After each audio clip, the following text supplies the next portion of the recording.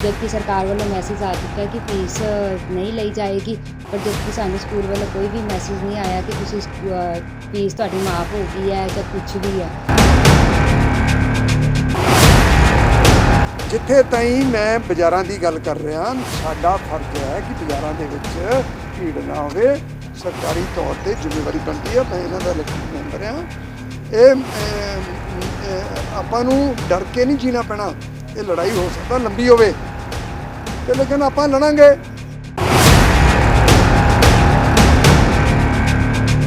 Chairman ਉਹ ਵੀ ਕੰਮ ਕਰਨ ਨੂੰ ਤਿਆਰ ਨਹੀਂ। ਉਹਨਾਂ ਦਾ ਵੀ ਜਾਂ ਬੀਮਾ ਕੀਤਾ ਜਾਵੇ ਜਾਂ ਸਾਡੀਆਂ ਕੰਪਨੀਆਂ ਦਾ ਜਿਹੜੇ ਵੀ ਬੰਦੇ ਉਹਨਾਂ ਦਾ ਬੀਮਾ 50-50 ਲੱਖ ਜਿੱਦਾਂ ਦੂਏ ਸਾਰੇ ਦਾ ਕੀਤਾ, ਜਿਹੜੇ ਕਾਰੋਬਾਰੀ ਕਰਦੇ ਜਾਂ ਡਾਕਟਰ ਸਾਹਿਬ, ਇਹਦਾ ਸਾਡੇ ਵੀ ਬੰਦਿਆਂ ਦਾ ਬੀਮਾ ਕੀਤਾ ਜਾਵੇ।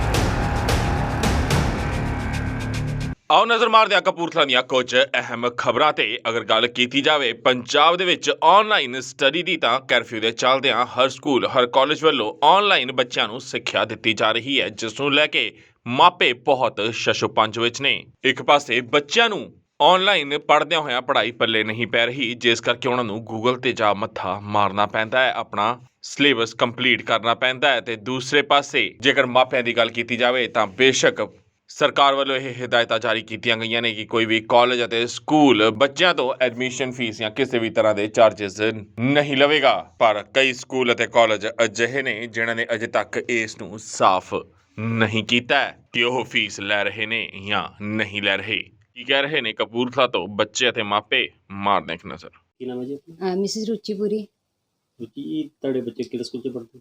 MGN public school Kapurthala. School ਵੱਲੋਂ ਕੋਈ ਮੈਸੇਜ ਫੀਸ ਦਾ? ਜਦੋਂ ਸਕੂਲ ਲਾਕਡਾਊਨ ਹੋਇਆ ਸੀ ਉਦੋਂ ਮੈਸੇਜ ਆਇਆ ਸੀ ਕਿ ਸਕੂਲ ਵਾਲੇ ਦਾ ਮੈਸੇਜ ਇਹ ਆਇਆ ਸੀ ਕਿ ਤੁਸੀਂ ਫੀਸ ਡਿਪੋਜ਼ਿਟ ਕਰਾ ਦੇਣਾ ਜਦੋਂ ਸਕੂਲ ਰੀਓਪਨ ਹੋਣਗੇ ਲਾਕਡਾਊਨ ਤੋਂ ਬਾਅਦ। ਤੇ ਹੁਣ ਤੱਕ ਹਲੇ ਕੋਈ ਮੈਸੇਜ ਨਹੀਂ ਆਇਆ, ਜਦਕਿ ਸਰਕਾਰ ਵੱਲੋਂ ਮੈਸੇਜ ਆ ਚੁੱਕਾ ਹੈ ਕਿ ਫੀਸ ਨਹੀਂ ਲਈ ਜਾਏਗੀ, ਪਰ ਜਦਕਿ ਸਾਨੂੰ ਸਕੂਲ ਵੱਲੋਂ ਕੋਈ ਵੀ ਮੈਸੇਜ ਨਹੀਂ ਆਇਆ ਕਿ ਤੁਸੀਂ ਫੀਸ ਤੁਹਾਡੀ ਮਾਫ ਹੋ ਗਈ ਹੈ ਜਾਂ ਕੁਛ ਵੀ ਹੈ। ਹੁਣ ਅਸੀਂ ਇਹ ਚਾਹੁੰਦੇ ਹਾਂ ਕਿ ਜਿਹੜੀ ਆਨਲਾਈਨ ਸਟੱਡੀ ਚੱਲ ਰਹੀ ਹੈ ਉਹ ਤਾਂ ਬਹੁਤ ਅੱਛੀ ਚੱਲ ਰਹੀ ਹੈ, ਪਰ ਅਸੀਂ ਇਹ ਚਾਹੁੰਦੇ ਹਾਂ ਕਿ ਸਾਡੇ ਸਕੂਲ ਵੱਲੋਂ ਮੈਸੇਜ ਕੋਈ ਆਏ, ਜਾਂ ਸਰਕਾਰ ਵੱਲੋਂ ਸਾਡੀ ਅੱਗੇ ਰਿਕੁਐਸਟ ਹੈ ਕਿ ਜਾਂ ਤਾਂ ਸਾਨੂੰ ਫੀਸ ਮਾਫ ਦਾ ਕੋਈ ਮੈਸੇਜ ਆ ਜਾਏ, ਜਾਂ ਸਾਡੇ ਫਿਰ ਇਹ ਹੋ ਜਾਏ ਕਿ ਫੀਸ ਦਾ ਇੰਨਾ ਕੁ ਸਾਡੇ ਕੋਲ ਲਈ ਜਾਵੇ ਕਿ ਸਾਨੂੰ ਬੋਝ ਨਾ ਲੱਗੇ। ਬੱਚਿਆਂ ਦੇ ਫਿਊਚਰ ਨੂੰ ਤੁਸੀਂ ਕਿਹੋ ਜਿਹਾ ਦੇਖ ਰਹੇ ਇਨ ਕੇਸ ਕੋਈ ਇੱਦਾਂ ਦਾ ਸਕੂਲ ਕਰਨਗੇ? ਆਨਲਾਈਨ ਸਟੱਡੀ ਚੱਲ ਤਾਂ ਅੱਛੀ ਰਹੀ ਹੈ, ਪਰ ਜੋ ਬੱਚਿਆਂ ਨੂੰ ਸਾਹਮਣੇ ਸਕੂਲ 'ਚ ਸਮਝ ਆ ਰਿਹਾ ਉਹ ਆਨਲਾਈਨ ਸਟੱਡੀ 'ਚ ਮਜ਼ਾ ਨਹੀਂ ਆ ਰਿਹਾ, ਨਾ ਪੇਰੈਂਟਸ ਨੂੰ, ਨਾ ਟੀਚਰਸ ਨੂੰ, ਨਾ ਸਟੂਡੈਂਟਸ ਨੂੰ। ਨਮਸਕਾਰ ਜੀ, ਮੇਰਾ ਨਾਮ ਸ਼ਿਖਾ ਹੈ। ਮੇਰੀ ਬੇਟੀ ਮਾਨਿਆ ਖਾਲਸਾ ਕਾਲਜ ਦੀ ਸਟੂਡੈਂਟ ਹੈ। ਜਿਵੇਂ ਕਿ ਤੁਹਾਨੂੰ ਪਤਾ ਹੈ ਕਿ ਲਾਕਡਾਊਨ ਚੱਲ ਰਿਹਾ ਹੈ ਅਤੇ ਲਾਕਡਾਊਨ ਦੇ ਵਿੱਚ ਸਾਰੇ ਸਕੂਲ ਅਤੇ ਕਾਲਜਸ ਬੰਦ ਕੀਤੇ ਹੋਏ ਨੇ, ਲੇਕਿਨ ਫਿਰ ਵੀ ਕਾਲਜ ਵਾਲਿਆਂ ਨੇ ਆਨਲਾਈਨ ਕਲਾਸਿਸ ਸ਼ੁਰੂ ਕੀਤੀਆਂ ਹੋਈਆਂ। ਆਨਲਾਈਨ ਕਲਾਸਿਸ 3-4 ਘੰਟੇ ਚੱਲਦੀਆਂ, ਲੇਕਿਨ ਉਹਦੇ ਵਿੱਚ ਨਾ ਬੱਚੇ ਸੈਟਿਸਫਾਈਡ ਨੇ ਅਤੇ ਨਾ ਪੇਰੈਂਟਸ ਸੈਟਿਸਫਾਈਡ ਨੇ। ਜਿੱਥੇ ਤੱਕ ਮੈਨੂੰ ਲੱਗਦਾ ਉਹਦੇ ਵਿੱਚ ਟੀਚਰਸ ਵੀ ਸੈਟਿਸਫਾਈਡ ਨਹੀਂ ਹੈਗੇ। ਅਤੇ ਇੱਕ ਗੱਲ ਮੈਂ ਹੋਰ ਕਹਿਣਾ ਚਾਹਾਂਗੀ ਕਿ ਜਿੱਦਾਂ ਕਿ ਕਾਲਜ ਜਦੋਂ ਸ਼ੁਰੂ ਹੋਏ ਸੀਗੇ ਉਦੋਂ ਕਾਲਜ ਵਾਲਿਆਂ ਨੇ ਕਿਹਾ ਸੀ ਕਿ ਸਾਨੂੰ ਆਪਣੀ ਫੀਸ ਜਮ੍ਹਾਂ ਕਰਵਾ ਦਿਓ, ਅਤੇ ਉਹਦੇ ਬਾਅਦ ਲਾਕਡਾਊਨ ਹੋ ਗਿਆ ਤਾਂ ਹੁਣ ਤੱਕ ਸਾਨੂੰ ਨਾ ਕੋਈ ਮੈਸੇਜ ਆਇਆ ਹੈ ਅਤੇ ਨਾ ਹੀ ਕੋਈ ਫੋਨ ਆਇਆ ਕਿ ਆਪਣੀ ਫੀਸ ਜਮ੍ਹਾਂ ਕਰਵਾ ਦਿਓ। ਲਾਕਡਾਊਨ ਦੇ ਦੌਰਾਨ ਸਰਕਾਰ ਨੇ ਕਿਹਾ ਹੈ ਕਿ ਸਕੂਲ ਵਾਲੇ ਅਤੇ ਕਾਲਜ ਵਾਲੇ ਫੀਸਾਂ ਨਹੀਂ ਲੈਣਗੇ, ਅਤੇ ਅਸੀਂ ਹੁਣ ਇਹੀ ਜਾਣਨਾ ਚਾਹੁੰਦੇ ਹਾਂ ਕਿ ਕਾਲਜ ਵਾਲੇ ਫੀਸ ਲੈਣਗੇ, ਅਤੇ ਜੇ ਉਹਨਾਂ ਨੇ ਫੀਸ ਲੈਣੀ ਹੈ ਤਾਂ ਸਾਡੀ ਉਹਨਾਂ ਕੋਲੋਂ ਬੇਨਤੀ ਹੈ ਕਿ ਉਹ ਇੰਨੀ ਕੁ ਫੀਸ ਲੈਣ ਕਿ ਸਾਨੂੰ ਉਹ ਬੋਝ ਨਾ ਲੱਗੇ। ਨਮਸਕਾਰ ਭਾਜੀ, ਕੀ ਨਾਂ ਤੁਹਾਡਾ? ਔਰ ਤੁਸੀਂ ਪਿਛਲੇ ਲੰਬੇ ਸਮੇਂ ਤੋਂ ਸਕੂਲਾਂ ਦੇ ਖਿਲਾਫ ਇੱਕ ਮੁਹਿੰਮ ਛੇੜੀ ਹੋਈ ਹੈ, ਕੀ ਨੇ ਸਕੂਲਾਂ ਦੇ ਹਾਲਾਤ ਇਸ ਵੇਲੇ?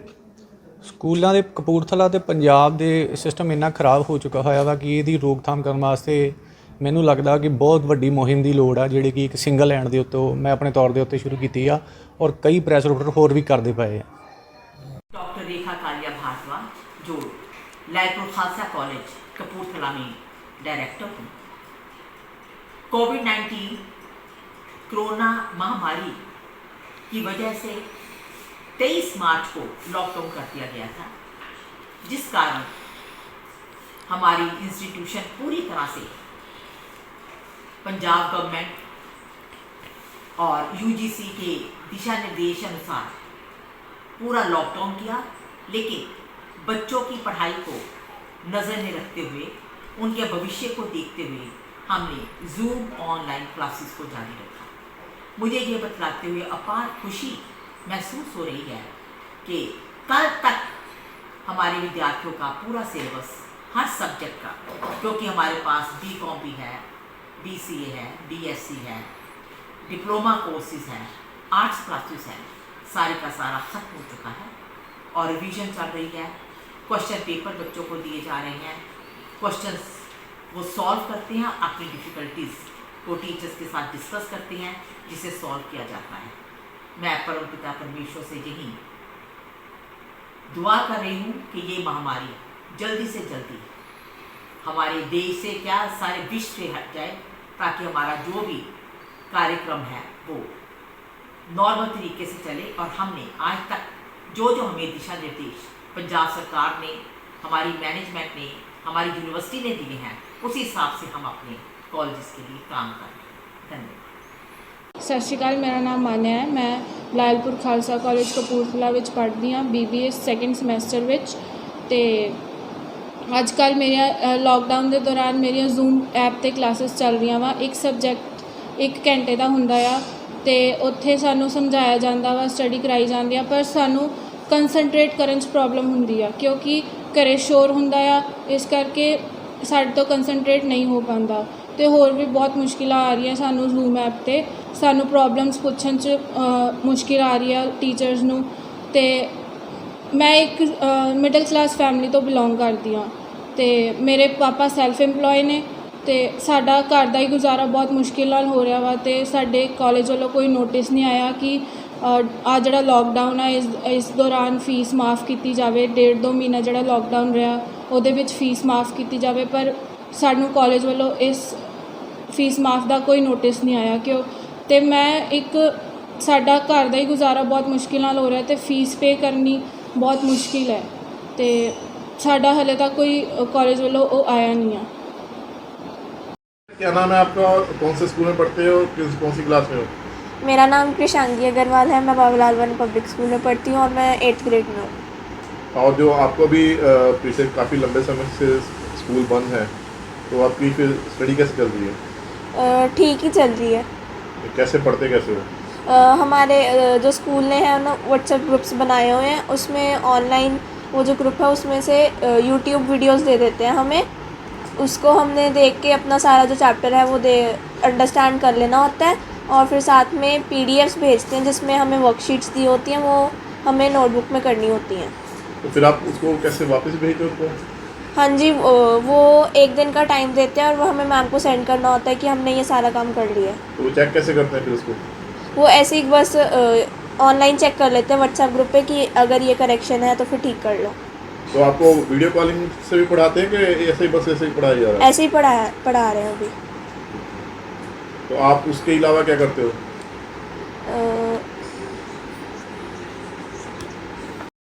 तो फिर आप बाकी का समय कैसे पास करते हो? घर से बाहर जा नहीं होते? मेरे को पेंटिंग पसंद है तो फिर मैं पेंटिंग बना लेती हूँ, कभी कुछ स्केचेस बना लेती हूँ, कुछ जो रॉक्स वगैरह होते हैं उनको पेंट कर लेती हूँ, और कभी कभी मम्मा के साथ किचन में कुछ कुकिंग भी कर लेते हैं। मैंने देखा आपने कुछ वीडियोस भी बनाए हैं अपने, और कोई चैनल भी बना रखा है आपने खुद का। क्या बनाते हो उस पर? उस पर वही जो क्राफ्ट्स होते हैं DIYs वही बनाती हूँ। क्या नाम है आपके चैनल का? Arty crafty world. तो कितनी वीडियो तक अपलोड कर चुके आप? 10 से 12 वीडियोस हैं उसमें। तो ये सब एजुकेशन से संबंधित हैं सभी? ये सभी जैसे क्राफ्ट्स बनाने होते हैं घर पे तो फिर वो उसमें मैं वो डालती हूँ। क्या नाम है तुम्हारा, कौन से स्कूल पढ़ते हो और कितनी कौन सी क्लास में हो? मेरा नाम चैतन्य अग्रवाल है। मैं बाबूलाल वन पब्लिक स्कूल में पढ़ता हूँ। मैं 10वीं जमात में पढ़ता हूँ। तो आपको जो ऑनलाइन काम आ रहा है वो कैसे, अब स्कूल तो बंद पड़े हैं आपके कितने महीने से, कैसे काम कर रहे हो उस घर से? हमारे ग्रुप बनाए हुए हैं स्कूल वालों ने व्हाट्सएप पे, उसमें वो यूट्यूब से वीडियोस निकाल के भेज देते हैं ग्रुप में कि यहाँ से देख के चैप्टर समझ लो, और वर्कशीट भेज देते हैं और चैप्टर के क्वेश्चन आंसर भेज देते हैं कि ये क्वेश्चन आंसर्स कॉपी में लिख लो, फेयर कॉपीज़ में। कोई काम कोई समय भी होता है कि ये इतने समय में करना है कुछ ऐसा? हाँ, समय होता है। कभी कभी 1 दिन मिलता है, अगर ज़्यादा काम हो तो 2 से 3 दिन मिल जाते हैं। जो आपके सब्जेक्ट हैं वो सारे सब्जेक्ट कवर हो जाते हैं? स्कूल में बढ़िया रहता है कि ऐसे ऑनलाइन अच्छा है? स्कूल में ज़्यादा बढ़िया रहता है। ऑनलाइन तो बस काम हम यूट्यूब से देख रहे हैं, वो लिख ही जा रहे हैं बस। स्कूल में बेटर रहता है हमारे लिए। खेलने को कैसे खेलना है, यहाँ मिलता है घर में? खेलने तो अब लॉकडाउन लगा हुआ था, बाहर जाने बना है। खेलने का स्कूल में मिलेगा। तो मोबाइल पे लगे रहते सब लोग? हाँ जी। ਸਕੂਲਾਂ ਦੇ ਵਿੱਚ ਜਿਹੜੀਆਂ ਫੀਸ ਨੂੰ ਲੈ ਕੇ ਆਪਣੇ ਪੰਜਾਬ ਦੇ ਜਿਹੜੇ ਸਿੱਖਿਆ ਮੰਤਰੀ ਆ ਉਹਨਾਂ ਨੇ ਵੀ ਅਨਾਉਂਸ ਕੀਤੇ ਆ ਔਰ ਕਪੂਰਥਲਾ ਦੇ ਵਿੱਚ ਕੀ ਸਥਿਤੀ ਹੈ ਸਕੂਲਾਂ ਦੀ ਫੀਸ ਨੂੰ ਲੈ ਕੇ ਔਰ ਕਿਤਾਬਾਂ ਦੀ ਸਮੱਗਰੀ ਨੂੰ ਲੈ ਕੇ? ਦੇਖੋ ਜੀ, ਗੱਲ ਇਹ ਆ, ਕੱਲ CM ਸਾਹਿਬ ਦੀ ਜਿਹੜੀ ਸਾਡੀ ਪ੍ਰੈਸ ਵੀਡੀਓ ਕਾਨਫਰੰਸਿੰਗ ਸੀ, ਉਹਦੇ ਵਿੱਚ ਵੀ ਮੈਂ ਬੇਨਤੀ ਕੀਤੀ ਆ ਕਿ ਜਿੰਨੇ ਸਕੂਲ ਨੇ ਅੱਜ ਉਹ ਬੰਦ ਨੇ, ਭਾਵੇਂ ਉਹ ਇਲੈਕਟ੍ਰੋਨਿਕਲੀ ਜਾਂ ਈਮੇਲ ਦੇ ਉੱਤੇ ਬੱਚਿਆਂ ਨੂੰ ਪੜ੍ਹਾ ਰਹੇ ਆ, ਬਟ ਕਾਸਟ ਤਾਂ ਉਹ ਨਹੀਂ ਨਾ ਆ ਰਹੀ। ਬੱਚਿਆਂ ਨੇ ਫੀਸਾਂ ਦਿੱਤੀਆਂ, ਕਰੋਨਾ ਵਾਇਰਸ ਆ, ਲੋਕਾਂ ਦੀਆਂ ਆਮਦਨਾਂ ਹੈ ਹੀ ਨਹੀਂ। ਔਰ ਬਹੁਤ ਸਾਰੇ, ਮੈਂ ਤਾਂ ਉੱਥੇ ਵੀ ਗੱਲ ਰੇਜ਼ ਕੀਤੀ ਆ ਕਿ ਬਹੁਤ ਸਾਰੇ ਲੋਕ ਐਸੇ ਆ ਜਿਹੜੇ ਮਿਡਲ ਕਲਾਸ ਫੈਮਲੀਜ਼, ਜਿਹੜੇ ਨੌਕਰੀ 'ਤੇ ਜਾਂਦੇ ਸੀ ਜਾਂ ਛੋਟੀ ਦੁਕਾਨ ਆਪਣੀ ਖੋਲ੍ਹਦੇ ਸੀ, ਡੇ ਟੂ ਡੇ ਉਹਨਾਂ ਦੀ ਰੋਜੀ ਰੋਟੀ ਬੱਚਿਆਂ ਦਾ ਪਾਲਣ ਕਰਦੇ ਸੀਗੇ। ਹਾਂਜੀ, ਉਹਨਾਂ ਦਾ ਜੇ ਅੱਜ ਕਹੀਏ ਕਿ ਉਹ ਹੱਥ ਐਂ ਕਰ ਦੇਣ ਕਿਸੇ ਦੇ ਅੱਗੇ, ਉਹਨਾਂ ਦੀ ਜ਼ਮੀਰ ਨਹੀਂ ਅਲਾਓ ਕਰਨਾ। ਇਹੋ ਜਿਹੇ ਹੈਗੇ ਇਨਸਾਨ, ਤੁਸੀਂ ਜਾ ਕੇ ਦੇ ਕੇ ਦੇਖ ਲਿਓ, ਦਾਣੇ ਲੈਣਗੇ ਹੀ ਨਹੀਂ। ਉਹਨਾਂ ਦਾ ਕੀ ਹੋਊਗਾ? We have to serve them also. ਔਰ ਇੰਨਾ ਹੀ ਨਹੀਂ, ਜਿਹੜੀ ਗੱਲ ਤੁਸੀਂ ਸਕੂਲ ਦੀ ਫੀਸ ਦੀ ਕੀਤੀ ਸੀ, ਇਹਦੇ ਨਾਲ ਜੁੜੀ ਹੋ ਆ। ਸਮਾਜ ਦੇ ਹਰ ਵਰਗ ਦੇ ਬੱਚੇ ਪੜ੍ਹਨ ਜਾਂਦੇ ਆ, ਚੰਗੇ 'ਚ ਸਕੂਲ 'ਚ ਜਿੱਦਾਂ ਦੀ ਜਿਹਦੀ ਹੈਸੀਅਤ ਆ। ਇਸੇ ਤਰ੍ਹਾਂ ਕਾਲਜਾਂ 'ਚ, ਇਸੇ ਤਰ੍ਹਾਂ ਯੂਨੀਵਰਸਿਟੀਆਂ 'ਚ ਕਈਆਂ ਨੇ ਐਡਵਾਂਸ ਫੀਸਾਂ ਲਈਆਂ। ਮੈਂ ਇਹ ਵੀ ਰੇਜ਼ ਕੀਤਾ ਕਿ ਉਹ ਫੀਸ ਅੱਵਲ ਤੇ ਅੱਗੇ ਨੂੰ ਲੈਣੀ ਨਹੀਂ ਚਾਹੀਦੀ, ਔਰ ਜਿਨ੍ਹਾਂ ਨੇ ਲੈ ਲਈ ਆ ਉਹ ਵਾਪਸ ਕਰਾਉਣੀ ਚਾਹੀਦੀ ਹੈ। ਰਾਣਾ ਜੀ, ਇਹਦੇ ਨਾਲ ਨਾਲ ਕੁਝ ਸਕੂਲ ਬੱਚਿਆਂ ਨੂੰ ਇਸ ਬਾਰੇ ਵੀ ਫੋਰਸ ਕਰ ਰਹੇ ਨੇ ਕਿ ਉਹ ਕਿਤਾਬਾਂ ਲੈ ਕੇ ਆਉਣ ਆਪਣੀਆਂ, ਔਰ ਕਿਤਾਬਾਂ ਦੀ ਦੁਕਾਨਾਂ ਦੇ ਉੱਤੋਂ ਜਿਹੜੀਆਂ ਕਿਤਾਬਾਂ ਨੇ ਉਹ ਡਬਲ ਰੇਟਸ 'ਤੇ ਮਿਲ ਰਹੀਆਂ ਨੇ ਇਸ ਵੇਲੇ। ਦੇਖੋ ਜੀ, ਤੁਹਾਡੀ ਗੱਲ ਮੈਂ ਹੁਣੀ ਇਹ ਸਹੀ ਆ, ਗੱਲ ਤਾਂ ਦਰਿਆਫਤ ਕਰ ਲੈਣਾ, ਔਰ ਜੇ ਮੈਨੂੰ ਇਹ ਜੱਚੀ ਤਾਂ ਮੈਂ ਮਾਨਯੋਗ ਐਜੂਕੇਸ਼ਨ ਮਿਨਿਸਟਰ ਅਤੇ ਐਜੂਕੇਸ਼ਨ ਸੈਕਟਰੀ ਨੂੰ ਕਹਿਣਾ ਕਿ ਇੱਕ ਵੈਬਸਾਈਟ ਖੋਲ੍ਹਣ, ਉਹ ਦੱਸਣਗੇ ਵੀ ਮੈਨੂੰ ਇੰਨੀ ਦੀ ਕਿਤਾਬ ਇੰਨੇ 'ਚ ਦਿੱਤੀ ਗਈ ਹੈ, ਕੰਪਲੇਨ ਕਰਨ ਐਕਸ਼ਨ ਲਾਂਗੇ। ਹੁਣ ਦੇਖੋ, ਐਂ ਕਹਿਣਾ ਬੜਾ ਔਖਾ ਹੋ ਜਾਊਗਾ ਕਿ ਆਹ ਕਿਤਾਬਾਂ ਦੀ ਦੁਕਾਨ ਹੈ, ਮਤਲਬ ਗੌਰਵ ਮੋਬਾਈਲ ਇਹਨੂੰ ਕਿਤਾਬਾਂ ਦੀ ਦੁਕਾਨ ਸਮਝ ਲਓ। ਮੈਂ ਕਹਾਂ ਜੀ ਕਿ ਕੋਈ ਕਹਿ ਦੇਵੇ ਇਹਨਾਂ ਨੇ ਡਬਲ ਚਾਰਜ ਕਰ ਲਿਆ। ਡਬਲ ਚਾਰਜ ਦਾ ਦੱਸਣ ਵਾਲਾ ਵੀ ਤਾਂ ਹੋਵੇ ਕੋਈ, ਕੰਪਲੇਨਟ ਚਾਹੀਦਾ। ਅਤੇ ਮੈਂ ਸਮਝਦਾ ਕਿ ਪੰਜਾਬ ਸਰਕਾਰ ਦੀ ਵੈਬਸਾਈਟ ਆ, ਉਹ 'ਤੇ ਕੰਪਲੇਨ ਕਰਨੀ ਚਾਹੀਦੀ ਆ। ਬੇਸਿਕ ਪ੍ਰੋਬਲਮ ਇਹ ਆ ਰਹੀ ਕਿ ਜਦੋਂ ਉਹਨਾਂ ਤੋਂ ਕੋਈ ਬਿੱਲ ਮੰਗਿਆ ਜਾਂਦਾ ਤੇ ਉਹ ਬਿੱਲ ਦੇਣ ਤੋਂ ਬਿੱਲ ਨਾ ਦੇਣ, ਕੰਪਲੇਨ ਤਾਂ ਕਰਨ। ਇੱਕ ਬੰਦੇ ਲਈ ਅਗਰ 200 ਜਾਂ 500 ਸਟੂਡੈਂਟ ਵਾਸਤੇ ਦੇ ਸਕੂਲਾਂ 'ਚ ਪੜ੍ਹਦਾ ਤਾਂ ਸਰਕਾਰ ਆਪਣੇ ਆਪ ਦਰਿਆਫਤ ਕਰੇਗੀ। Hello students, today we'll do how to introduce yourself. Here are the main points to give while giving self-introduction of yourself. First of all, when we enter for an introduction, we'll start with greetings. You have to give proper greetings according to the time of the day. It may be good morning, good afternoon, good evening, or simple namaskar. You can say namaskar also. It will be okay.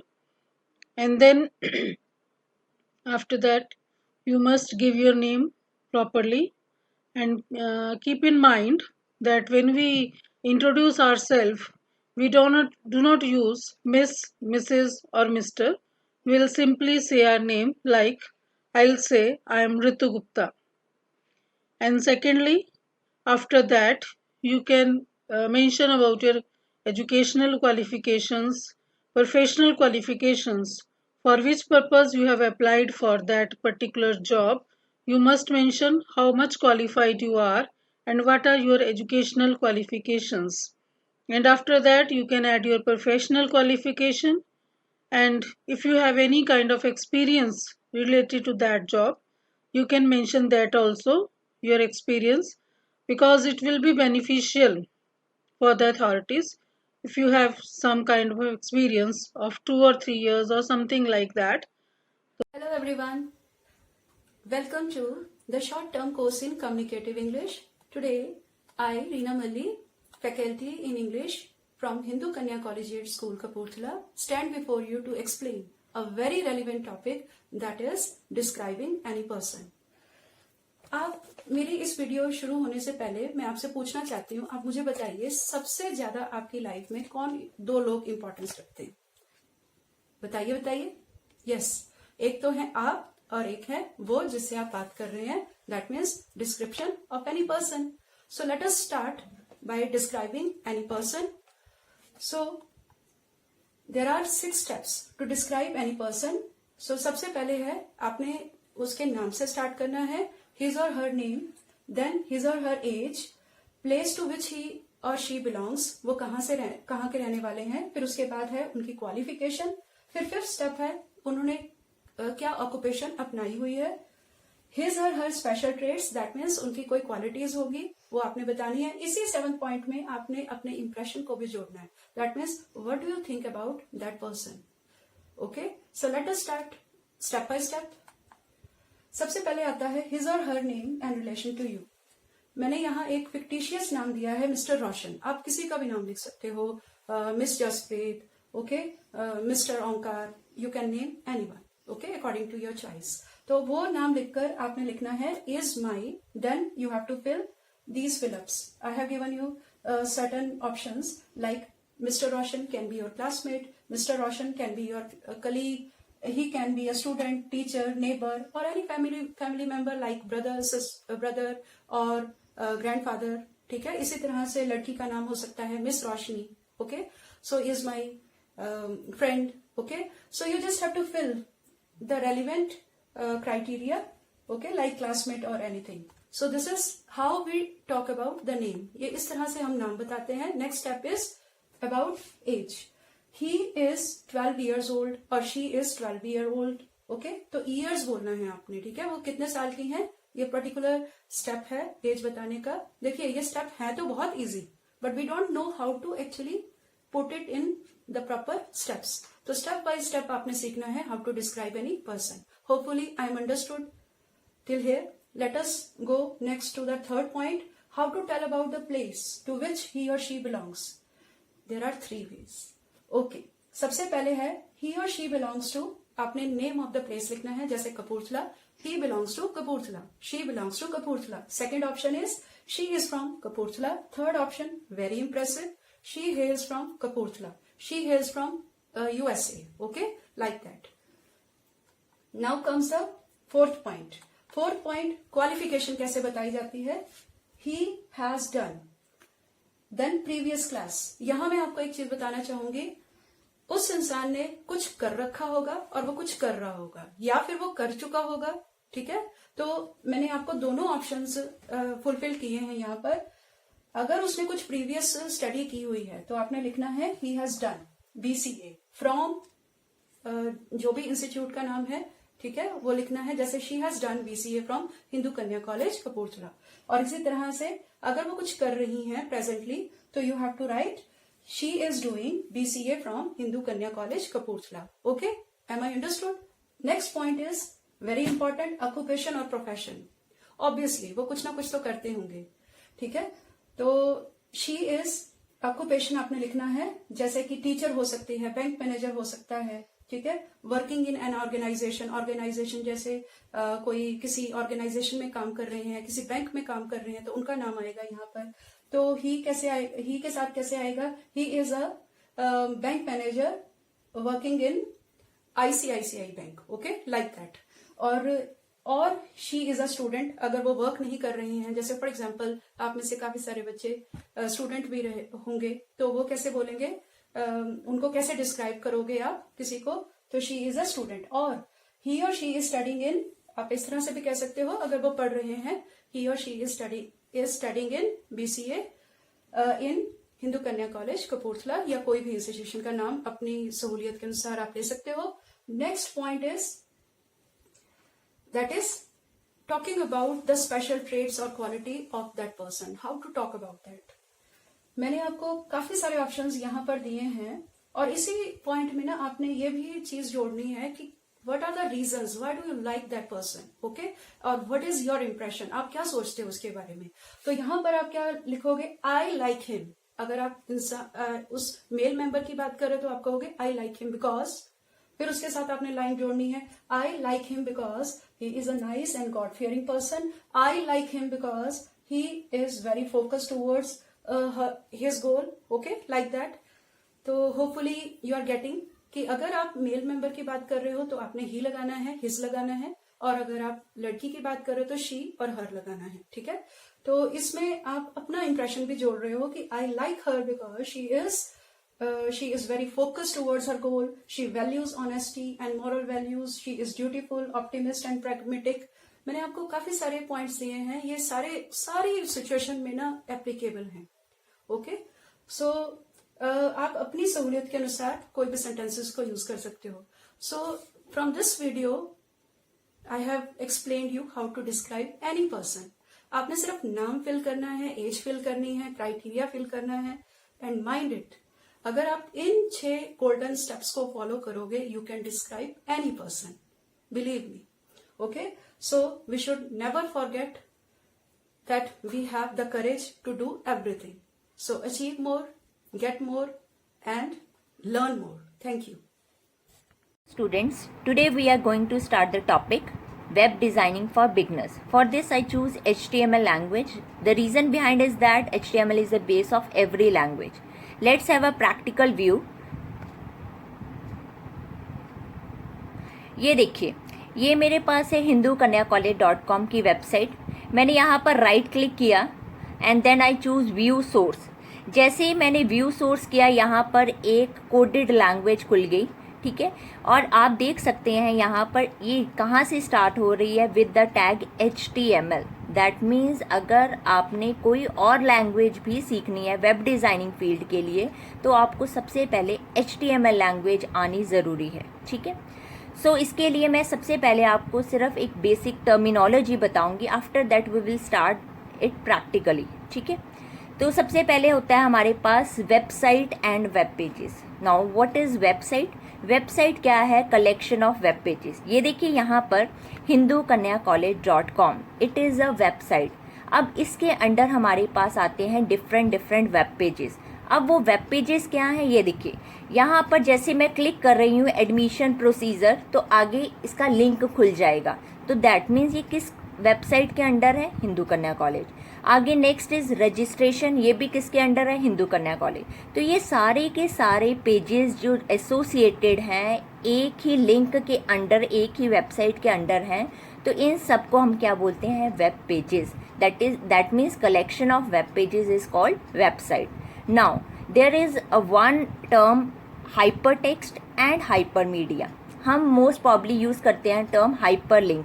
But what is hypertext? जब हम text के ऊपर link लगाते हैं, for example देखिए यहाँ पर आप देख रहे होंगे एडमिशन प्रोसीजर के ऊपर लिंक लगा, तो ये टेक्स्ट के ऊपर लिंक है, तो इसको हम क्या बोलेंगे? Hypertext. Now what is hypermedia? Hypermedia के लिए ये देखिए यहाँ पर आपको एक इमेज नज़र आ रही है, यहाँ पर भी आपका क्या लगा हुआ है? लिंक लगा हुआ, बट ये इमेज के ऊपर लिंक लगा है, ना कि टेक्स्ट के ऊपर। तो आप इसको क्या कहेंगे? हाइपरमीडिया, ठीक है। तो दैट मीन्स हाइपर टेक्स्ट किस पे लिंक लगता है? टेक्स्ट के ऊपर। हाइपरमीडिया किसी इमेज के ऊपर। Now the next term is the URL। URL stands for uniform resource locator. अब ये इसको बोलते हैं हम hindukanyacollege.com को URL, but there are two types of URL. One is absolute and second one is relative. Now what is the difference? देखिए अगर मैं पूरी की पूरी URL को उठाती हूँ स्टार्टिंग फ्रॉम http://hindukanyacollege.com, तो इसको मैं बोलूँगी एब्सोल्यूट URL, मतलब फुल पाथ। अगर मैं उसका एक पार्ट उठा लूँ तो उसको मैं बोलूँगी relative URL. Hope so you all are satisfied with it, with the terminology of HTML. Now tomorrow we are going to start the tables. Thank you so much students. ਹੁਣ ਗੱਲ ਕਰਦੇ ਹਾਂ ਕਪੂਰਥਲਾ ਤੋਂ ਵਿਧਾਇਕ ਰਾਣਾ ਗੁਰਜੀਤ ਦੀ, ਜੋ ਕਰੋਨਾ ਵਾਇਰਸ ਦੀ ਇਸ ਜੰਗ ਵਿੱਚ ਪੂਰੀ ਤਰ੍ਹਾਂ ਨਾਲ ਉਤਰ ਚੁੱਕੇ ਨੇ। ਪਹਿਲਾਂ ਉਹਨਾਂ ਨੇ ਪ੍ਰਸ਼ਾਸਨ ਤੋਂ ਇਹ ਇਜਾਜ਼ਤ ਮੰਗੀ ਸੀ ਕਿ ਉਹ ਕੋਵਿਡ ਹਸਪਤਾਲ ਵਿੱਚ ਲੋਕਾਂ ਨੂੰ ਮਿਲਣਾ ਚਾਹੁੰਦੇ ਨੇ, ਸੇਵਾ ਕਰਨਾ ਚਾਹੁੰਦੇ ਨੇ, ਤੇ ਹੁਣ ਉਹਨਾਂ ਨੇ ਯੂਥ ਕਾਂਗਰਸ ਦੇ ਨਾਲ ਮਿਲ ਕੇ ਨੌਜਵਾਨਾਂ ਦੀ ਇੱਕ ਬ੍ਰਿਗੇਡ ਤਿਆਰ ਕੀਤੀ ਹੈ, ਜੋ ਹਸਪਤਾਲਾਂ ਵਿੱਚ ਡਾਕਟਰਾਂ ਤੋਂ ਟ੍ਰੇਨਿੰਗ ਲੈ ਰਹੇ ਨੇ ਤੇ ਲੋੜ ਪੈਣ ਤੇ ਇਹ ਡਾਕਟਰਾਂ ਦੀ ਹਰ ਸਹਾਇਤਾ ਕਰ ਸਕਣਗੇ। ਇਹਨੇ ਤੇਲ ਦੇ ਉੱਤੇ ਇਸ ਟਾਈਮ 'ਚ ਰੇਟ 'ਚ ਵਾਧਾ ਕਰਨਾ ਹੈ, ਇਹ ਜਾਇਜ਼ ਹੈ? ਮੈਂ ਹਰ ਵਾਰ ਹਰ ਟੀਵੀ ਦੇ ਉੱਤੇ ਇੱਕੋ ਬੇਨਤੀ ਕਰਦਾ ਕਿ ਇਸ ਦੇਸ਼ ਨੂੰ ਕਿੱਦਾਂ ਚਲਾਉਣਾ ਉਹ ਪ੍ਰਧਾਨ ਮੰਤਰੀ ਸਾਹਿਬ ਦੀ ਜ਼ਿੰਮੇਵਾਰੀ ਹੈ। ਮੈਂ ਪਰ ਜਿੱਥੇ ਤਾਈਂ ਸੂਬੇ ਦੀ ਗੱਲ ਹੈ, ਮੈਂ ਕਾਂਗਰਸੀ ਹਾਂ, ਫਿਰ ਵੀ ਮੈਂ ਕਹਿੰਦਾ ਪ੍ਰਧਾਨ ਮੰਤਰੀ ਸਾਹਿਬ ਜੋ ਕਹੂਗਾ ਠੀਕ ਹੋਵੇ, ਜੋ ਕਹਿ ਰਿਹਾ ਠੀਕ ਕਹਿ ਰਿਹਾ, ਜੋ ਕਰ ਰਿਹਾ ਠੀਕ ਕਰ ਰਿਹਾ। ਇੰਟਰਨੈਸ਼ਨਲ ਮਾਰਕੀਟ ਡਾਊਨ ਹੋ ਇੱਕ ਮਿੰਟ ਜੀ, ਜੋ ਕਰ ਦੇਖੋ ਉਸ ਪ੍ਰਧਾਨ ਮੰਤਰੀ ਨੇ ਮੁਲਕ ਚਲਾਉਣਾ, ਸਾਡੇ ਮੁੱਖ ਮੰਤਰੀ ਨੇ ਸੂਬਾ ਚਲਾਉਣਾ। ਸਾਡੇ ਮੁੱਖ ਮੰਤਰੀ ਨੂੰ ਕਿਵੇਂ ਸੂਬਾ ਚਲਾਉਣਾ ਉਹ ਸਾਡੇ ਮੁੱਖ ਮੰਤਰੀ ਨੂੰ ਪਤਾ। ਹੁਣ ਜਨਰਲਾਈਜ਼ ਨਹੀਂ ਕਰ ਸਕਦੇ ਆਪਾਂ ਕਿ ਕਸ਼ਮੀਰ 'ਚ ਵੀ ਉਹੋ ਜਿਹਾ ਕਾਨੂੰਨ ਆ, परिस्थितियाँ तो कन्याकुमारी जो इदा दी परिस्थितियाँ यार ਜਿਹੜੀਆਂ पंजाब ਦੀਆਂ परिस्थितियाँ ਉਹਦੇ ਬਾਰੇ कैप्टन अमरिंदर सिंह ਨੂੰ पता जो जिस हिसाब ਨਾਲ ਉਹ ਚਲਾਉਣਾ ਚਾਹੁੰਦੇ ਸਾਨੂੰ ਸਾਰਿਆਂ ਨੂੰ फॉलो करना चाहिए और ਸਾਡੇ प्रधान मंत्री ਨੂੰ भी ਸਾਡੇ मुख मंत्री ਦੇ सेंटीमेंट और ग्राउंड रियलिटी दो चीज़ां पंजाबियों के की सेंटीमेंट आ ग्राउंड रियलिटी की आ उस रियलिटी ਨੂੰ देखते हुए ਅਸੀਂ की करना चाਹੁੰਦੇ ਆ। हाले तो साडा मुख मंत्री 100% कामयाब रहे आ ग्राउंड रियलिटी के उत्ते जे 19 होया भी आ तो एडजस्टमेंट इमीजिएट हुई आ, इमीजिएट सिंक्रोनाइज की उन्होंने मशीनरी किते प्ले नहीं आउण दित्ती। रोल करो राणा जी की मॉडल लेके आए हो कपूरथला च जिहड़ा हॉस्पिटल च तुसीं करवाउण जा रहे हो जिहने इंप्लीमेंट करवाउण? गल मॉडल दी नहीं, मेरे मन च इच्छा कि सेवा इस वेले करनी चाहिए आ। जिहड़ा जिहड़ा जिस जिस फील्ड च ਅਸੀਂ ਕਿਸੇ ਫੀਲਡ ਦੇ ਵੀ ਐਕਸਪਰਟ ਨਹੀਂ ਹਾਂ, ਲੇਕਿਨ ਮੇਰੇ ਮਨ ਸੀ ਕਿ ਵੀ ਕੋਵਿਡ ਪੇਸ਼ੈਂਟਸ ਦੀ ਅਗਰ ਸੇਵਾ ਕਰਨ ਦਾ ਮੈਨੂੰ ਮੌਕਾ ਮਿਲੇ ਤਾਂ ਮੈਂ ਆਪਣੇ ਮਨ ਨੂੰ ਖੁਸ਼ ਨਸੀਬ ਸਮਝਦਾ। ਕੱਲ ਮੈਂ 8 ਵਜੇ 8:30 ਵਜੇ ਕੋਵਿਡ ਸੈਂਟਰ ਗਿਆ, ਜਾਂਦਿਆਂ ਨੂੰ ਸਾਹਮਣੇ ਡਾਕਟਰ ਭੋਲਾ ਖੜੇ ਸੀਗੇ। ਇਹਨਾਂ ਨੂੰ ਕਿਸੇ ਨੇ ਇਤਲਾਹ ਕਰ ਦਿੱਤੀ ਕਿ ਵੀ ਰਾਣਾ ਗੁਰਜੀਤ ਸਿੰਘ ਅੱਜ ਕੋਵਿਡ ਸੈਂਟਰ ਆ ਕੇ ਤਾਂ ਸੇਵਾ ਕਰਨਾ ਚਾਹੁੰਦਾ। तो he did not allow me. मैनू बुरा भी लगा। इन्होंने डॉक्टर अपने तवन इन्होंने दो जने इकट्ठे हो गए एंड मैं इन्होंने समझाया कि डॉक्टर साहब जद दा मैं राजनीति च ना तुसीं बड़े यंग डॉक्टर सगे, तुहानूं इदां नहीं करना चाहिए, यू शुड लेट मी, मैनू मौका देना चाहिए। अज तुम बहुत सीनियर डॉक्टर हो चुके, मैं मन ली गल, बट इन्होंने फिर सिविल सर्जन सद लिया, फिर DC सद लिया, फिर SSP सद लिया, तो सारिया ने करीब मैं बहुत देर इंसिस्ट किया कि मैं काम करना मौका दिता जाए। मैं 5-7 दिन काम करा, उसके बाद मैं क्वारंटाइन हो जाऊँगा और the day I enter the quarantine मैं उस थोड़े कोविड सेंटर मैं अपने आप को क्वारंटाइन कर लूँगा और जिधर मैं 5 दिन 7 दिन जिन्हें दिन की तुसीं मैनूं सेवा 5-7 दिन की सेवा मैं अपने नूं I wanted only 5 to 7 days दे इन्होंने मैनूं अलाउ नहीं किया।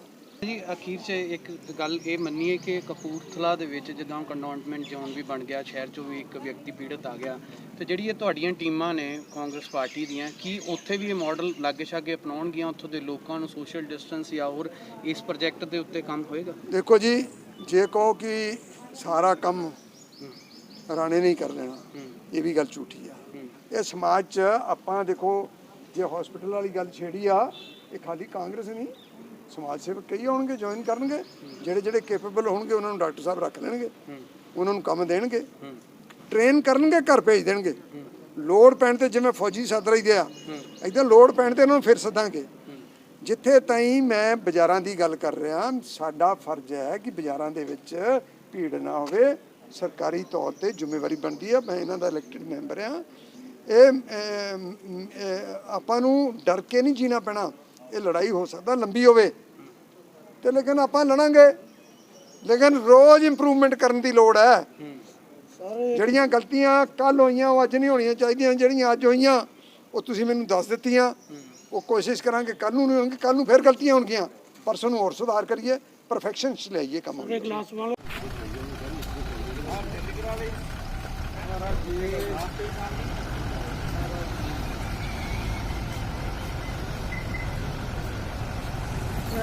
फोटो नहीं थीम सुन लो गल वो कहते भी असीं हैल्थ डिपार्टमेंट का कोई भी पैसा किसी नहीं रोकना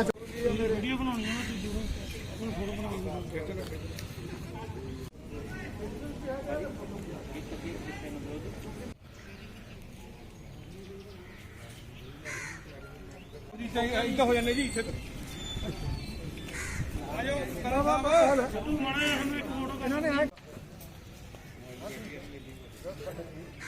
बट सारा कुछ बंद करके ये समान नहीं आ पाएगा। आके देना मेरी जिम्मेवारी, क्योंकि मैनू पता रंगे नू पता हर जगह कितने की मेरे नोटिस देंदा कि भी अपना जो फ्लोर खाली आ। मैं नरेन विशिष्ट जनरल ਸਕੱਤਰ ਜ਼ਿਲ੍ਹਾ ਯੂਥ ਕਾਂਗਰਸ ਕਪੂਰਥਲਾ। ਦੋਸਤੋ ਅੱਜ ਸਾਨੂੰ ਮਾਣਯੋਗ ਵਿਧਾਇਕ ਰਾਣਾ ਗੁਰਜੀਤ ਸਿੰਘ ਜੀ ਦੇ ਨਿਰਦੇਸ਼ ਹੋਏ ਸਨ ਕਿ ਤੁਸੀਂ ਸਿਵਲ ਹਸਪੀਟਲ ਕਪੂਰਥਲਾ ਦੇ ਵਿੱਚ ਆਪਣੀ ਵਲੰਟੀਅਰ ਸੇਵਾ ਨਿਭਾਉਣੀ ਹੈ। ਦੋਸਤੋ ਅੱਜ ਅਸੀਂ ਆਪਣੀ ਸਮੁੱਚੀ ਯੂਥ ਕਾਂਗਰਸ ਕਪੂਰਥਲਾ ਦੀ ਟੀਮ ਦੇ ਨਾਲ ਸਿਵਲ ਹਸਪੀਟਲ ਕਪੂਰਥਲਾ ਗਏ, ਜਿੱਥੇ ਕਿ ਸਾਨੂੰ ਹਸਪੀਟਲ ਪ੍ਰਸ਼ਾਸਨ ਨੇ ਟ੍ਰੇਨਿੰਗ ਦਿੱਤੀ ਤੇ ਸਾਨੂੰ ਜਾਣੂ ਕਰਾਇਆ ਕਿ ਕਿਵੇਂ ਤੁਸੀਂ ਲੋਕਾਂ ਦੀ ਕੋਵਿਡ-19 ਦੇ ਵਿੱਚ ਮਦਦ ਕਰ ਸਕਦੇ ਹੋ, ਕਿ ਤੁਸੀਂ ਕੋਵਿਡ ਤੋਂ ਡਰਨਾ ਨਹੀਂ ਹੈ, ਉਸ ਦੇ ਨਾਲ ਲੜਨਾ ਹੈ। ਦੋਸਤੋ ਉਸੇ ਦੇ ਤਹਿਤ ਅਸੀਂ ਮਰੀਜ਼ਾਂ ਨੂੰ ਸੋਸ਼ਲ ਡਿਸਟੈਂਸਿੰਗ ਬਾਰੇ ਦੱਸਿਆ, ਇੱਕ ਵਾਰਡ ਤੋਂ ਦੂਜੇ ਵਾਰਡ ਦੇ ਵਿੱਚ ਸ਼ਿਫਟ ਕੀਤਾ ਤੇ ਹੋਰ ਵੀ ਕਈ ਜੋ ਕੰਮ ਪੈਂਡਿੰਗ ਸੀ ਹਸਪੀਟਲ ਦੇ, ਜੋ ਅਸੀਂ ਕਰ ਸਕਦੇ ਸੀ, ਜਿਸ ਬਾਰੇ ਸਾਨੂੰ ਪ੍ਰਸ਼ਾਸਨ ਨੇ ਦੱਸਿਆ ਸੀ, ਅਸੀਂ ਉਹ ਕੀਤੇ। ਦੋਸਤੋ ਅਸੀਂ ਧੰਨਵਾਦੀ ਹਾਂ ਮਾਣਯੋਗ ਵਿਧਾਇਕ ਰਾਣਾ ਗੁਰਜੀਤ ਸਿੰਘ ਜੀ ਦੇ, ਜਿਨ੍ਹਾਂ ਨੇ ਸਾਨੂੰ ਇਹ ਸੇਵਾ ਨਿਭਾਉਣ ਦਾ ਮੌਕਾ ਦਿੱਤਾ। ਜੈ ਹਿੰਦ।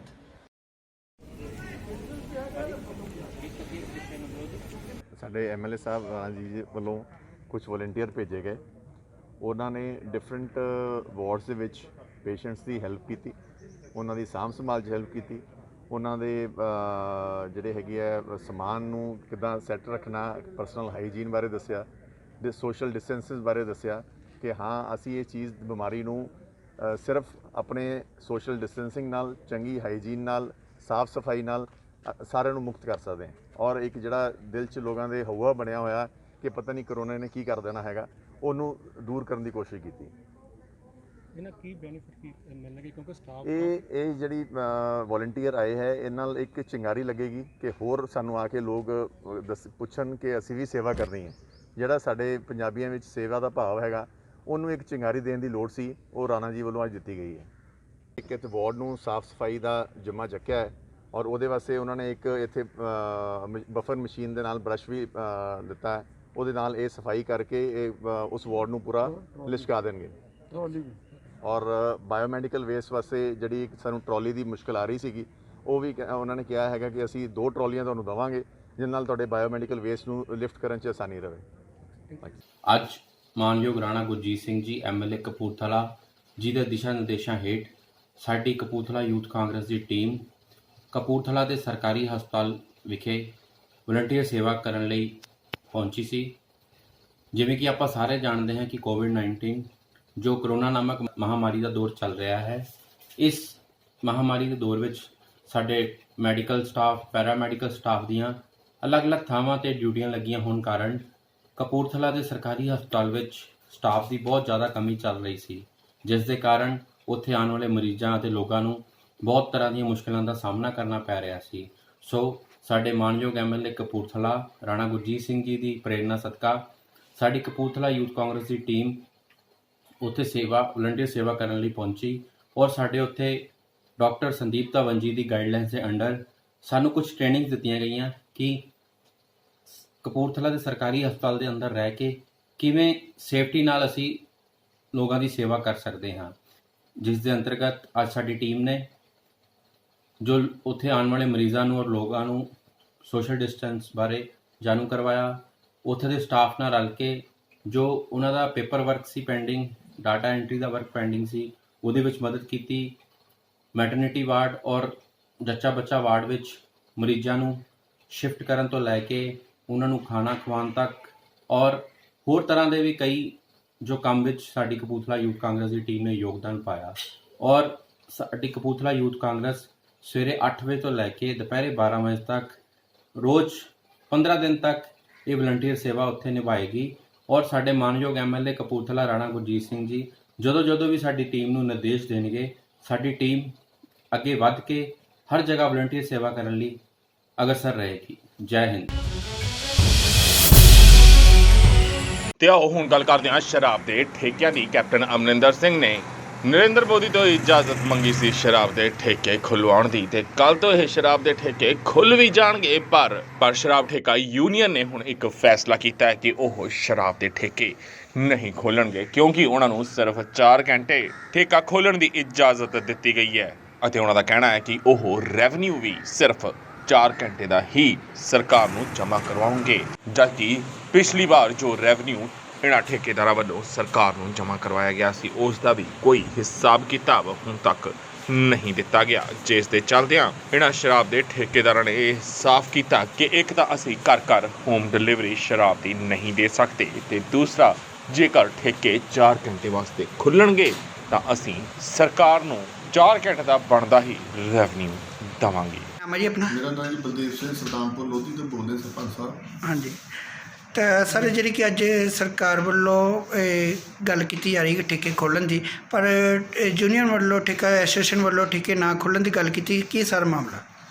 ਸਰ ਮਾਮਲਾ ਤਾਂ ਇਹ ਆ ਵੀ ਸਾਡਾ ਰੈਵਨਿਊ ਦਾ ਮਾਮਲਾ ਵਾ ਜੀ। ਅਸੀਂ ਸਾਨੂੰ ਸਰਕਾਰ ਨੇ ਇਹ ਨਹੀਂ ਦੱਸਿਆ ਵੀ ਸਾਡੇ 11 ਦਿਨ ਪਿਛਲੇ ਵੀ ਪਏ ਆ ਵੀ ਉਹਦੇ ਕਰਕੇ ਖਿਲਾ ਰਹੇ ਆ ਕਿ ਜਾਂ ਨਵੇਂ ਰੈਵਨਿਊ ਦੇ ਕਰਕੇ ਵੀ ਨਵੀਂ ਪਾਲਿਸੀ ਦੇ ਆਧਾਰ 'ਤੇ ਖਿਲਾ ਰਹੇ। ਸਾਨੂੰ ਇਸ ਬਾਰੇ ਜੇ ਕੋਈ ਮਹਿਕਮਾ ਕਲੀਅਰ ਨਹੀਂ ਕਰਦਾ ਜੀ।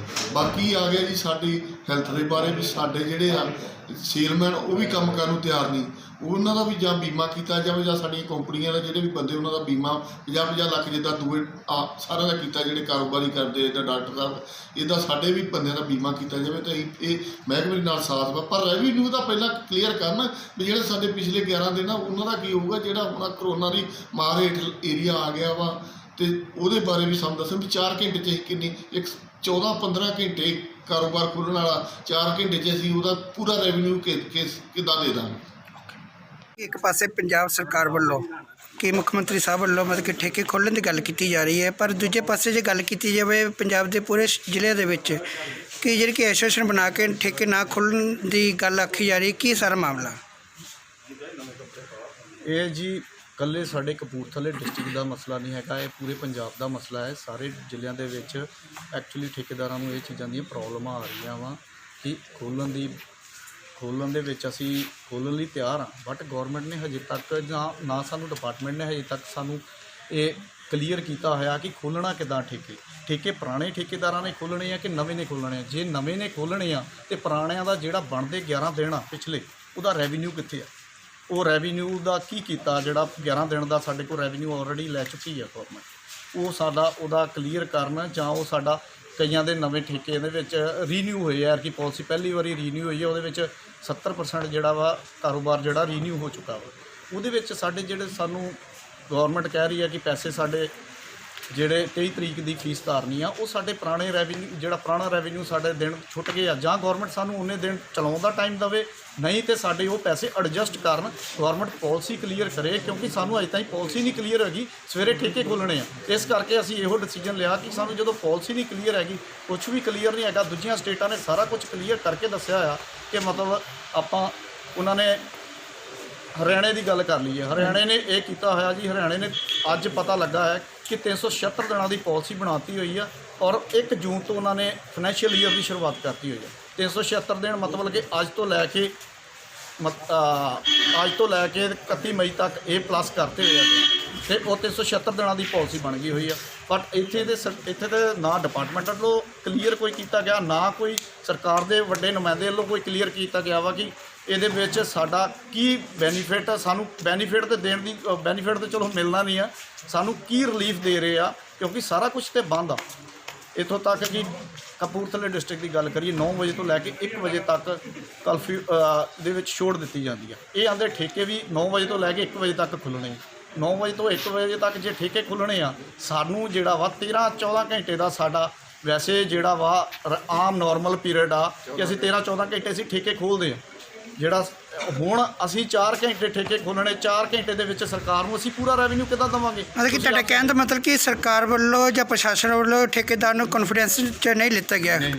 ਨਹੀਂ ਹਜੇ ਤੱਕ ਕੌਨਫੀਡੈਂਸ 'ਚ ਲਿੱਤਾ ਨਹੀਂ ਗਿਆ ਬਟ ਕਲੀਅਰ ਵੀ ਨਹੀਂ ਕੀਤਾ ਗਿਆ। ਇਹ ਕਹਿ ਰਹੇ ਆ ਕਿ ਇੱਦਾਂ ਕਰ ਦਿਓ ਉੱਦਾਂ ਕਰ ਦਿਓ। ਅਸੀਂ ਹਰ ਚੀਜ਼ ਦੇ ਨਾਲ ਡਿਪਾਰਟਮੈਂਟ ਦਾ ਵੀ ਸਾਥ ਦੇ ਰਹੇ ਹਾਂ ਕਿਉਂਕਿ ਸਾਨੂੰ ਵੀ ਪਤਾ ਕਿ ਕਰੋਨਾ ਦੇ ਨਾਲ ਕੀ ਕਹਿੰਦੇ ਆ ਦੇਸ਼ ਦੇ ਵਿੱਚ ਬਹੁਤ ਜ਼ਿਆਦਾ ਨੁਕਸਾਨ ਹੋ ਰਿਹਾ ਵਾ। ਆਪਾਂ ਚਾਹੁੰਦੇ ਆ ਕਿ ਗੌਰਮੈਂਟ ਨੂੰ ਵੀ ਕੀ ਕਹਿੰਦੇ ਆ, ਕਿਉਂਕਿ ਗਰੀਬ ਆ ਜਿਹੜਾ ਗੌਰਮੈਂਟ ਦਾ ਰੈਵਨਿਊ ਆ ਇਹ ਐਕਸਾਈਜ਼ ਤੇ ਜ਼ਿਆਦਾ ਡਿਪੈਂਡਡ ਆ, ਕਿਉਂਕਿ ਪੰਜਾਬ ਸਰਕਾਰ ਚਾਹੁੰਦੀ ਆ ਕਿ ਸਾਡਾ ਰੈਵਨਿਊ ਜਿਹੜਾ ਵਾ ਠੇਕੇਦਾਰਾਂ ਤੋਂ ਲਿਆ ਜਾਵੇ।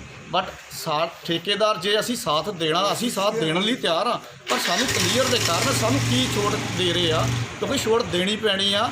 ਸਾਡਾ 1.25 ਮਹੀਨਾ ਕੀ ਕਹਿੰਦੇ ਆ ਪਹਿਲਾਂ ਹੀ ਨਿਕਲ ਚੁੱਕਾ ਨਵੇਂ ਸਾਲ ਦੇ ਵਿੱਚ, ਪਿਛਲੇ ਸਾਲ ਦੇ ਵਿੱਚ 11 ਦਿਨ ਉਹ ਜੀ ਅੱਜ ਜਿਹੜੇ ਕਿ ਤੁਹਾਡੇ ਐਸੋਸੀਏਸ਼ਨ ਵੱਲੋਂ ਮਤਲਬ ਕਿ ਠੇਕੇ ਨਾ ਖੋਲ੍ਹਣ ਸੰਬੰਧੀ ਕੀ ਫੈਸਲਾ ਲਿੱਤਾ ਗਿਆ ਵਾ? ਹਾਂਜੀ, ਮੈਂ ਰਮਨ ਕੁਮਾਰ, ਅਸੀਂ ਕਪੂਰਥਲਾ ਐਸੋਸੀਏਸ਼ਨ ਵਾਈਨ ਦੇ ਵੱਲੋਂ ਸਾਰੇ ਠੇਕੇਦਾਰ ਭਰਾ ਇਕੱਠੇ ਹੋਏ ਆ ਔਰ ਜਿਹੜਾ ਕਿ ਅਸੀਂ ਫੈਸਲਾ ਆਪਣਾ ਲਿਆ ਵਾ। ਸਾਡਾ ਜਿਹੜਾ ਸਰਕਾਰ ਵੱਲੋਂ ਜਿਹੜੀ ਸਾਡੀ ਅਪੀਲ ਆ ਕਿ ਸਾਡਾ ਜੋ ਰੈਵਨਿਊ ਹੈ, ਜੋ ਸਾਡਾ ਲਾਸਟ ਈਅਰ ਦਾ 10 ਤੋਂ 11 ਦਿਨ ਦਾ ਰੈਵਨਿਊ ਸੀ, ਨਾ ਸਾਨੂੰ ਉਹਦੇ ਬਾਰੇ ਹਜੇ ਤੱਕ ਕੁਝ ਦੱਸ ਹੋਇਆ ਕਿ ਸਾਡੇ ਨਾਲ ਉਹ ਕਿੱਦਾਂ ਕੀਤਾ ਗਿਆ ਜੋ ਪੁਰਾਣੇ ਸੀ। ਉਸ ਤੋਂ ਬਾਅਦ ਜਿਹੜਾ ਨਵਾਂ ਸਾਡਾ ਸਾਲ ਚੱਲ ਰਿਹਾ ਵਾ ਉਹਦੇ ਵਿੱਚ ਸਾਨੂੰ 1.25 ਮਹੀਨਾ ਤੋਂ ਉੱਪਰ ਹੀ ਦਿਨ ਹੋ ਚੱਲੇ ਆ, ਨਾ ਉਹਦੇ ਵਿੱਚ ਕੁਝ ਦੱਸ ਹੋਇਆ ਵਾ ਕਿ ਇਹ ਕੀ ਕਰਨਾ ਆ, ਇਹਦੀ ਸਾਨੂੰ ਫੀਸ ਮਾਫ ਕਰਨੀ ਆ, ਸਾਨੂੰ ਦਿਨ ਵਧਾ ਕੇ ਦੇਣੇ ਆ, ਕੀ ਕਰਨਾ ਆ। ਬਲਕਿ ਸਾਨੂੰ ਅੱਗੋਂ ਇਹ ਕਿਹਾ ਗਿਆ ਵਾ ਕਿ ਤੁਸੀਂ ਠੇਕੇ ਖੋਲ੍ਹੋ। ਉਹ ਠੇਕੇ ਖੋਲ੍ਹਣ ਤੋਂ ਪਹਿਲਾਂ ਜਿਹੜੀ ਤੁਹਾਡੀ 23 ਮਾਰਚ ਨੂੰ ਅਸੀਂ ਜਿਹੜੀ ਫੀਸ ਜਮ੍ਹਾਂ ਕਰਾਉਣੀ ਸੀ ਨਵੇਂ ਗਰੁੱਪਾਂ ਦੀ, ਉਹ ਜਮ੍ਹਾਂ ਕਰਵਾਈ ਜਾਵੇ, ਜਿਹੜੀ ਕਿ ਉਸ ਤੋਂ ਪਹਿਲਾਂ ਅਸੀਂ ਜਮ੍ਹਾਂ ਕਰਵਾ ਚੁੱਕੇ ਹਾਂ, ਉਹ ਤਾਂ ਹੋਈ ਆ। ਔਰ ਉਸ ਤੋਂ ਬਾਅਦ ਜਿਹੜੀ 23 ਤਰੀਕ ਵਾਲੀ ਫੀਸ ਜਮ੍ਹਾਂ ਹੋਣੀ ਸੀ ਉਹਦੇ ਬਾਅਦ ਸਾਨੂੰ ਦਬਾਅ ਆ ਜਾਂਦਾ ਕਿ ਤੁਸੀਂ ਪਹਿਲਾਂ ਆਪਣੀ ਫੀਸ ਜਮ੍ਹਾਂ ਕਰਵਾਓ, ਉਹ ਠੇਕੇ ਤਾਂ ਖੋਲ੍ਹੇ ਜਾਣਗੇ। ਤੁਹਾਡਾ ਕਹਿਣ ਦਾ ਮਤਲਬ ਕਿ ਸਰਕਾਰ ਵੱਲੋਂ ਠੇਕੇਦਾਰਾਂ ਦੀ ਜੇਬਾਂ ਦੇ ਉੱਤੇ ਡਾਕਾ ਮਾਰਨ ਦੀ ਗੱਲ ਕੀਤੀ ਜਾ ਰਹੀ ਹੈ? ਦੇਖੋ ਚਲੋ ਇਹ ਤਾਂ ਗੱਲ ਕਹਿਣੀ ਥੋੜ੍ਹੀ ਜਿਹੀ ਔਖੀ ਆ। ਕੀ ਕਹੀਏ ਇਹਦੇ ਬਾਰੇ ਕਿ ਇਸ ਟਾਈਮ ਜਿਹੜਾ ਕਿ ਪੂਰਾ ਇੰਡੀਆ, ਪੂਰਾ ਵਰਲਡ ਮਹਾਮਾਰੀ ਕਰੋਨਾ ਵਾਇਰਸ ਨਾਲ ਲੜ ਰਿਹਾ ਵਾ, ਉਹਦੇ ਵਿੱਚ ਅਸੀਂ ਵੀ ਸਮਝਦੇ ਹਾਂ ਕਿ ਸਰਕਾਰ ਦੀ ਵੀ ਮਜਬੂਰੀ ਹੈ, ਕਿਉਂਕਿ ਮੇਨ ਸਰਕਾਰ ਨੂੰ ਰੈਵਨਿਊ ਜਿਹੜਾ ਹੈਗਾ ਵਾ ਉਹ ਸ਼ਰਾਬ ਦੇ ਠੇਕਿਆਂ ਤੋਂ ਹੀ ਆਉਂਦਾ ਆ। ਠੀਕ ਹੈ, ਉਹਦੇ ਤੋਂ ਉਹਨਾਂ ਨੇ ਆਪਣੇ ਅੱਗੇ ਬੜਾ ਕੁਝ ਸਿਸਟਮ ਚਲਾਉਣੇ ਹੁੰਦੇ ਆ, ਤਨਖਾਹਾਂ ਆ, ਸਭ ਕੁਛ ਆ, ਪਰ ਅਸੀਂ ਉਹ ਦੇਣ ਨੂੰ ਤਿਆਰ ਆ। ਕਾਰੋਬਾਰ ਸਾਡੇ ਪਹਿਲਾਂ ਹੀ ਬੜੇ ਮਹਿੰਗੇ ਆ, ਬਹੁਤ ਜ਼ਿਆਦਾ ਮਹਿੰਗੇ ਆ। ਹਰ ਸਾਲ 'ਚ ਇਨਕਰੀਜ਼ ਪਾਈ ਜਾਂਦੀ, ਉਹਨੂੰ ਮਹਿੰਗਾ ਕੀਤਾ ਜਾਂਦਾ ਆ, ਲੱਖਾਂ ਰੁਪਏ ਪਾ ਕੇ ਮਹਿੰਗਾ ਜਾਂਦਾ। ਔਰ ਸਾਨੂੰ ਨਾ ਤਾਂ ਉਹਦੇ ਦਿਨ ਵਧਾ ਕੇ ਦੱਸੇ ਜਾਂਦੇ ਪਏ ਆ, ਨਾ ਉਹਦੀ ਫੀਸ ਮਾਫ ਦੀ ਦੱਸਿਆ ਜਾਂਦਾ ਪਿਆ, ਸਾਨੂੰ ਉੱਪਰੋਂ ਠੇਕਿਆਂ ਦਾ ਕਿਹਾ ਜਾਂਦਾ ਪਿਆ, ਜਦ ਕਿ ਸਾਡੇ ਜਿਹੜੇ ਠੇਕਿਆਂ ਦੇ ਨਾਲ ਖਾਤੇ ਆ, ਸਾਡੇ ਖਾਤਿਆਂ ਦੀ ਵੀ ਉਹ ਸਿਕਿਉਰਟੀਆਂ ਜਮ੍ਹਾਂ ਕਰਵਾਉਣ ਨੂੰ ਕਹਿੰਦੇ ਪਏ ਆ, ਜਦ ਕਿ ਖਾਤੇ ਸਾਡੇ ਬੰਦ ਪਏ ਆ। ਬੰਦ ਚੀਜ਼ਾਂ ਅਸੀਂ ਕਰਾਈਏ। ਸਾਡੇ ਮੇਨ ਜਿਹੜੇ ਵਰਕਰ ਆ, ਸੇਲਜ਼ਮੈਨ ਹੈ, ਰੇਡ ਪਾਰਟੀਆਂ ਹੈ, ਉਹ ਵੀ ਆਪਣੇ ਘਰਾਂ 'ਚ ਜਾ ਕੇ ਬੈਠੇ ਹੋਏ ਆ, ਕਿਤੋਂ ਦੂਜੇ ਜ਼ਿਲ੍ਹੇ 'ਚ ਕਿਸੇ ਦੀ ਐਂਟਰੀ ਨਹੀਂ ਹੈਗੀ, ਬਹੁਤ ਮੁਸ਼ਕਿਲ ਆ ਰਹੀ ਆ। ਔਰ ਉਸ ਤੋਂ ਬਾਅਦ ਜਿਹੜੀ ਇਹਨਾਂ ਨੇ ਹੋਮ ਡਿਲੀਵਰੀ ਦੀ ਗੱਲ ਕੀਤੀ ਆ, ਹੋਮ ਡਿਲੀਵਰੀ ਸ਼ਰਾਬ ਦੇ ਵਿੱਚ ਇਹ ਨਹੀਂ ਚੱਲ ਸਕਦੀ। ਤਾਂ ਤੁਸੀਂ ਸਰਕਾਰ ਤੋਂ ਕੀ ਮੰਗ ਕੀ ਕਰਦੇ?